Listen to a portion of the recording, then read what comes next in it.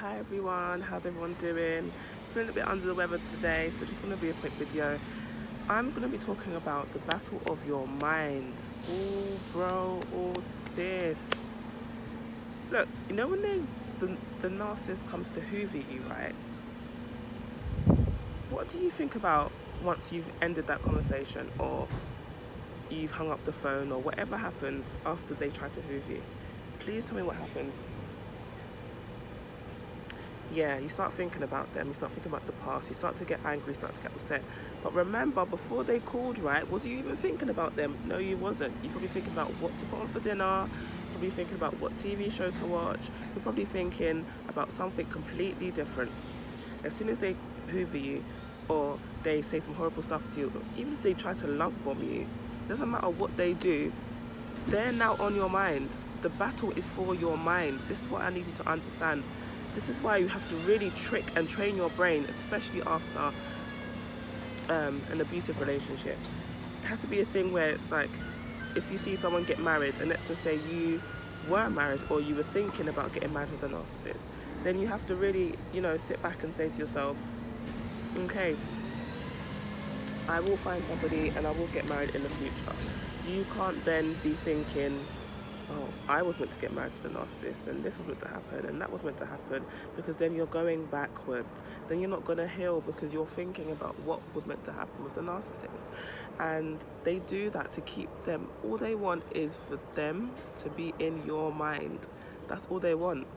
Because once you're in their mind, there's no more space for your partner, there's no more space for your children, there's no more space for that business that you're trying to build, there's no more space for anything if you keep the narcissist in your mind. When you realize, if the narcissist just pops up in your brain, you have to say, okay, I'm gonna do something completely different now to help me stop thinking about the narcissist. That could be making a meal, that could be going out with friends, that could be pouring an alcoholic drink. I like to do that. So once you realize what's going on, you have to be in like a state of mindfulness. So you have to realize, you have to kind of tune into your brain and kind of don't let your brain run you, but run your brain. When you actually realize, okay, I'm thinking about the narcissist, and you're thinking, oh, but you say, stop. I've got things to do. I've got to declutter my makeup. I've got to declutter this. Let me go and book my hair to get my hair done. Let me go to the spa. Let me go to the gym. Let me go for a run. Let me go sunbathe. Let me go for a swim. Let me do something that's going to take my mind off that. And, writing down your goals and stuff like that is always good, especially if you have a large goal, because there's so much work to do when you have a big goal in mind. So it's like you always got to take little baby steps in order to get there. So that could be, learning new things about how to get to that stage. But what my point is, the battle is for your mind, so you have to take control of your mind in every single way. You have to.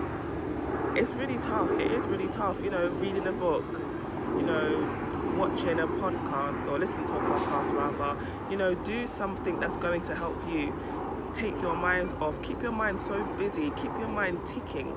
And by doing so, it's going to help you heal. The battle is for your mind. That's all the narcissist wants. He doesn't want a relationship with you. He doesn't want his kids back.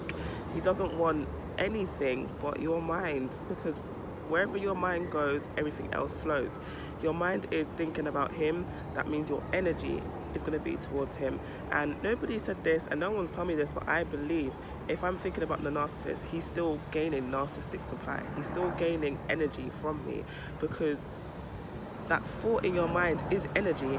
And for me to be thinking about him, I'm now giving him energy.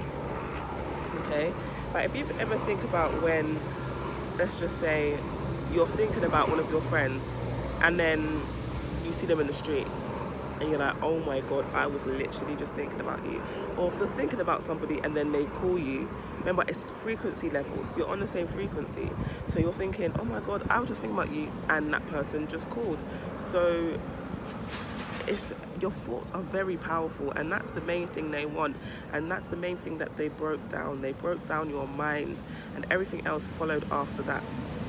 Once they got into your head and made you realize, or made you think, sorry, that they loved you, made them think that you were the only one for them, made you think that you couldn't do anything without them, that you need their opinion for everything, that's when they started to get control of your mind. And once they started to get control of your mind, all this gaslighting and projection and lying and cheating and triangulation, or however you say the word, because I never can say that word, you didn't realize, because the thing is, your head was going so crazy because obviously someone was infiltrating your mind.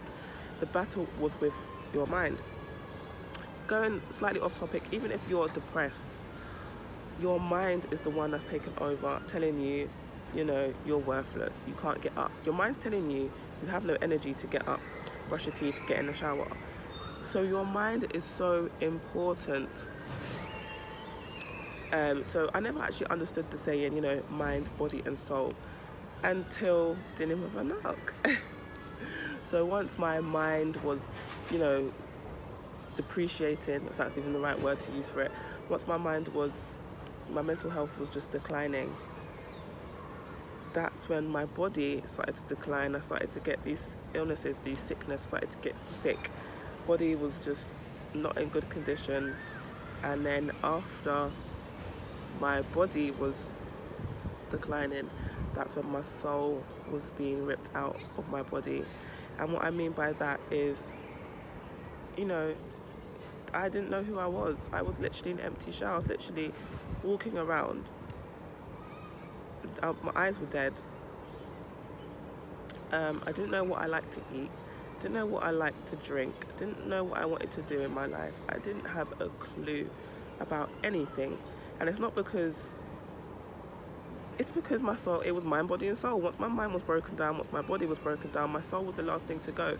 So I see that the same way. So building back your life after narcissist, right? It's mind, then body, then soul, okay? So for you to get your body and your soul back, your mind has to be the first thing we focus on.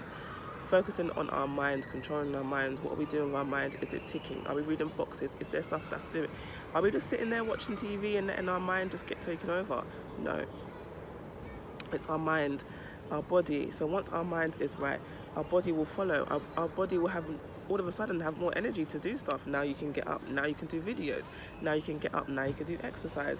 Now you can get up. Now you can go meet up with people. But before that, because your mind wasn't right and you was depressed, you couldn't even get out of bed. Do you see how that works? When depression has your mind, you can't get out of bed. And once your body is stuck in bed, your soul, you start to feel like, why am I alive? You start to feel like, what am I here for?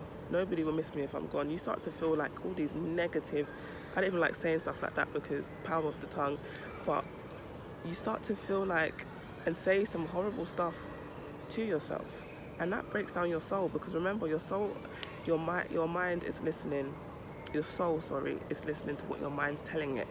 Your mind's telling your soul, that you're worthless, you're this, you're that, no one loves you, this, that, and the other. And your soul feels that way. And once your soul feels that way, you have no pleasure to do anything that you used to love to do. If you like to read, write, paint, do makeup, jog, do videos, your soul's just like, there's no point, I give up. Your soul actually gives up because your mind tells it to. This is why the devil, aka the narcissist, goes into your mind. Sorry, I got a little cold. Goes into your mind, and that's what they are betting on and banking on and counting on, your mind. If I can break this woman or this man down by using tactics to mess up her brain, especially the silent treatment. Guys, have you actually done research on the silent treatment and what it actually does to your brain? It is actually some disturbing stuff. Emotional abuse is just swept underneath the rug, but it actually is deadly. It's very deadly, because by somebody not talking to you and you haven't done nothing wrong, you haven't argued, do you know what that does to your mind? Evil people, they're actually trying to destroy your mind. It's your mind. They're not laying a finger on you, they're not putting hands on you, they're just trying to damage your mind. Once they damage your mind, that is it. You can't write that book now. okay? Because you're thinking about what the narc did to you. You can't, chase that dream now because you're thinking about what the narc did to you. These people are evil people, okay? The battle is for your mind. Make sure you take control of your mind. Please, guys, please. I love you, survivors. I just want you to just become the best versions of yourself. I know what I was like before with my ex-narcissist. I was too skinny, I was too unhappy, I had no purpose, I had no hobbies, I had nothing going on for myself. And now to see myself the way I am now, I am actually so blessed. And I am nowhere where I want to be in my life, but I'm still happy from where I've come. So definitely take that time. If you're feeling low and depressed, definitely take that time and look at where you have come from. If you're out of the relationship with the narc for, let's just say, 6 months, a year, look back and see, where was I in the past with the narcissist? And if you're fresh out of the relationship, just understand that there is change. You can change, and it feels like the end of the world. It really does. It feels like your life is falling apart, but it's actually falling into place. You're so much better without the narcissist. I don't care who they are. I don't care what they have. You are so much better than them. It's up to you now to become that super empath. It's up to you to find your light and walk within it. And I just want the best for you guys. If you do like this video, please hit that like button. Please subscribe, guys. Please subscribe. I've got some exciting stuff coming up, but I don't want to release it yet until more people are on the channel.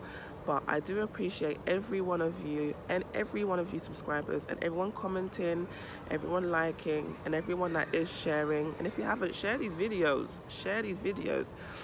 And I will see you for my next one. Bye.